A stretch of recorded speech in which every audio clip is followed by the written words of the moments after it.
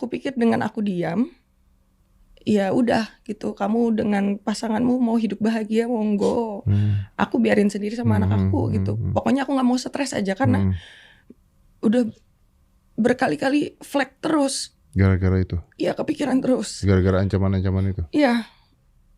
Wah, Karena kan dia suka live selama aku hamil nih. Dia nggak pernah nanyain kan kondisi aku juga, tapi dia selalu live untuk memperbaiki nama dia aja. Gitu. Terus-terusan. Aku nggak pernah sama sekali nyenggol dia. Sama sekali. Mau itu di sosmed maupun aku di real life, aku nggak pernah nelpon, chat atau nyenggol kehidupan dia sama sekali. Gitu. Ini ketika ancaman ini berarti adanya di grup? Ada di grup. Di grup apa? Di grup apa, WhatsApp ya? Di Nah, grup maksudnya WhatsApp. siapa isi grupnya? Isi grupnya dia sama fansnya. Fansnya? Cuma 19 orang? Nggak, masa fans 19 orang?